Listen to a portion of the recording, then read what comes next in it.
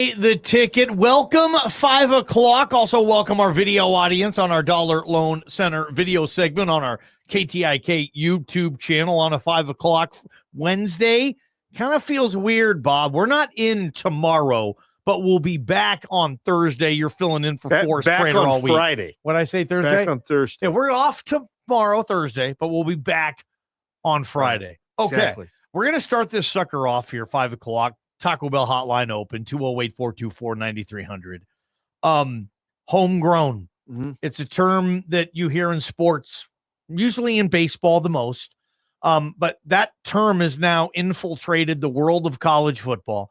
And Bob, hot diggity, Boise State is probably one of the few that can say, look at our roster, look at our upper echelon players, look at our starters, and for the most part, they are all recruits out of high school that have come here, matriculated through Boise State and the education, and are still members of the football team. This is a homegrown roster, and we're going to look at a few recruiting classes, Bob. I would think now, especially, if you can get upwards of 6 players to start from a given class, I think that's a good number. And Boise State has consistently come up with at least 6 that they've been able to get to be starters.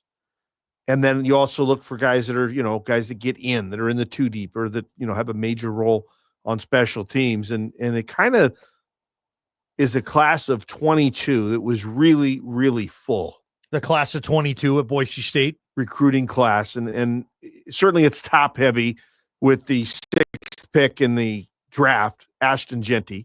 So again, when you look at it, some guys register a red shirt, so then they'll stay in the class longer for a team.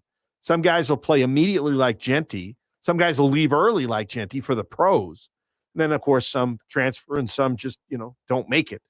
But I had, out of the class of 22, 8 starters already. Unfortunately, this year, 2 went to the portal and left. Okay, so it was 8 starters, and then 2 of them are gone. The class of 2022, the 2 players that did leave were Ferguson Reynolds, the punter, and Prince Strawn, the receiver. Yeah, that class of 2022, guys, if you're listening, I mean, how about Ashton Jeanty? How about Cage Casey and Roger Carrion, Jaden Virgin Morgan, Maddox Madsen, Braxton Feely, and then the 2 that Bob mentioned were signed but are no longer with the program, JFR and Prince Strawn, who are at Oregon and USC very respectively. That's a hell of a class there, Bob. And there are 2 others that I think have started some for Boise State that you could probably put into the club. Hall Schmidt, who started some at offensive line, at tackle, and Jake Ripp at linebacker. So if you want to put those guys in and say that they have started enough to count, you're looking at 10 from the 2022 class. Yeah, and most programs, they can't match that, Bob. And if they do, most of the players left. Like, if you look at the 2021 Boise State recruiting class. Solid. Thoughts, Bob? Not quite as good as 22, but good. Had a total of 8 that went into the starting spot. 2 left, like the other ones. Talon Green at quarterback, but it kind of gets offset by the fact that one of your signees from 22 is your starter now in Maddox Madsen. And McAllister went to TCU. But you've got 6 that have started. 2 are no longer with the team because they played immediately. And I'm talking about Ahmed Hassanin, who's now with the Detroit Lions. And I think a very underrated defensive back, Shea Oladipo. Yeah. He was MVP, I believe, on the defensive side in the Mountain West Championship. Yeah, he was on the track down play, a play that they'll be talking about at Boise State forever. Now, how about these 4 guys that you got as starters in the 21 class? Talk about solid. You got, I think, an NFL guy coming. We already mentioned Hassanin is an NFL guy coming. I think Matt Lauder is going to be an NFL tight end. He's in that class. Marco Notriani, your starting middle linebacker, is in that class. Might have a shot at the league, sure. And then, Mason Randolph, starting center. And then Zion Washington, again, much like an Oladipo guy, really solid in the secondary as a starter, one of the safeties.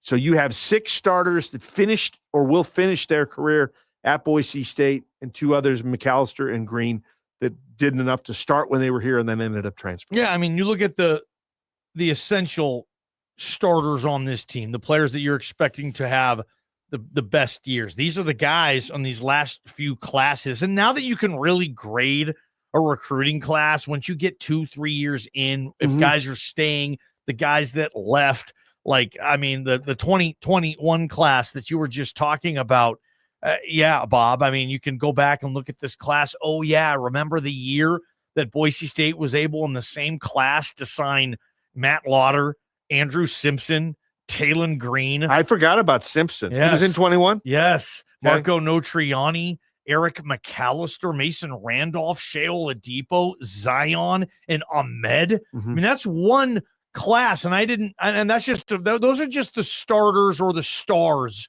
of that class, if you will. There's other guys, for example, Ben Ford on that class still in the program. Colt Fulton was, but he was a walk-on, I believe Colt Fulton was, but he was a part of that class. He's no longer with the program, too. So that class has lost a few more. The McAllisters, the TG10s, and the Andrew Simpsons. 3-2. Yeah. Not a total killer, though. So 9 guys ended up starting at some point. 6 will finish in the 22 class. There were 10, at least as of now, and 8 will finish at Boise State. 2020, if you can believe that, Johnny, still has 1 member of the recruiting class that's still playing. Let me guess. Okay. Trell. Yes. Latrell Caples. Yeah. Because Bolt's no longer with the Correct. team. And there would have been 2. There would have been 2 if Bolt was there. Rodney Robinson, another solid defensive back. Herbert Gums, last year defensive tackle. Yeah, this is the class rotated. of 2020. I'm liking this. And all these guys Jonah are gone, Dalmas, except Latrell now. Jonah. And then not Kekala. Kaniho, the younger Kaniho. Nohi.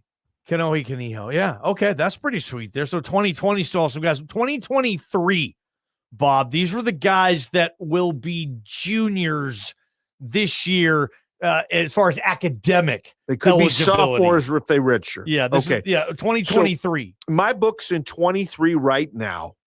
And again, this is a group that's starting to come into its own. And I think we'll be better able to evaluate 23. And by the way, I'm going to give the 21 and 22 classes both A's.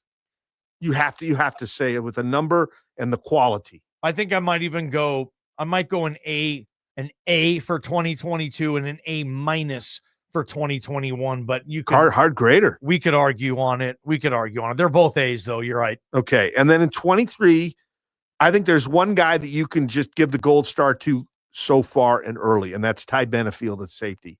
Played as a true freshman and as a starter, and has been a starter really ever since he's been here. Now, I wrote down 6 names that have piqued my interest that I don't think you would put into the same category as like the Hassanines and the Feelys as far as how much they've played and maybe what they've contributed, but I think are headed in that direction. Defensive lineman Max Steege, tight end Matt Wagner, running back Breezy Dubar, offensive lineman Jason Steele, defensive lineman Michael Madry, and linebacker Chase Martin. Okay. Those players, part of the class of 2023 that you think pop this year type of thing. And then when we do this exercise next year, all of a sudden those guys that you just mentioned are starters and having good runs and careers at Boise State. I mean, I've seen Kyle Cox's name on the depth chart before. He's an offensive lineman. Yep. So again, a lot of guys haven't had the opportunity, the playing time that the guys from 22 and 21 have had. And then I think 24, and here's the thing, when you're a good team and you've got all these people from the classes of 21 and 22, it gets harder to get on the field when you're a true freshman, when you have all these other people. Oh yeah. Right. So I have 3 that I have from last year that I saw enough as a true freshman that I liked. And a lot of them are at skill positions because it's easier to see what the skill guys are doing. I'm sure there are people out there on special teams maybe that I didn't quite notice. But Cam Bates is a receiver, Dylan Riley as a running back, and then Sire Gaines certainly as a running back in the limited time he played before getting class hurt. of 24? Yeah. I got some skill position players there. Yeah. Well said. I can't go back. I mean, I can't stop looking at the class of 2022 though. What a run. And this was an Andy Avalos class that brought in Cage Casey and Roger Carrion, 2 probable NFL type of linemen, okay, that are like 4-year starters for you. Those are massive hits, Bob. JVM was a 10-plus sack guy. He's roaming. He's probably the leading pass rusher coming back. Maddox Madsen, you got a multiple-year starting quarterback in this class.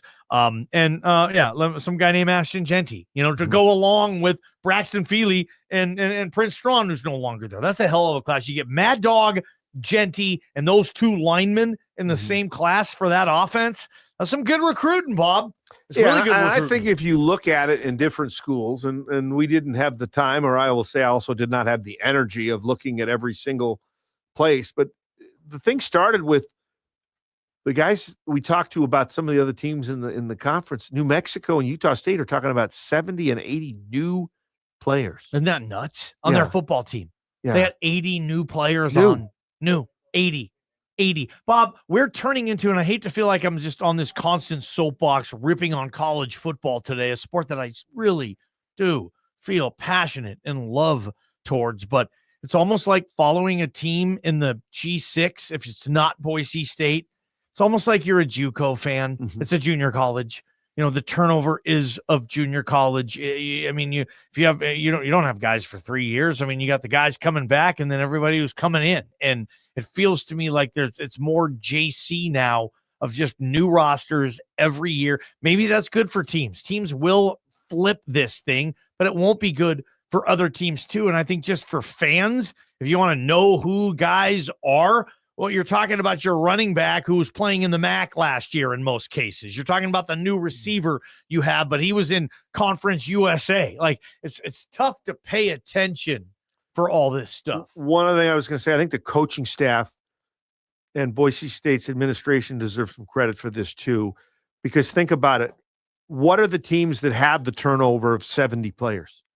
It's all places with coaching changes. Ooh. Boise State, the last, they made the change with Avalos at head coach, but I think the rest of the staff stayed, right? Yeah. You're right. That coaching staff was as together as I've ever seen from a head coach leaving. It's like they got rid of the head guy and they just kept everybody else. Right. And then Dirk Cutter retired, and you get another one or two different coaches, but the bulk of the coaching staff that was on the field last year with Spencer is back this year. And so that's the recruiting, that's the homegrown coaching. It's homegrown there too. And homegrown. And I think, I guess I'll challenge somebody listening who wants to do some work. Maybe they have a team that they follow. Yeah. If you could find recruiting classes from 21 and 22 where 8, 9, 10 people eventually got to be starters and stayed, I'd like to see who they are.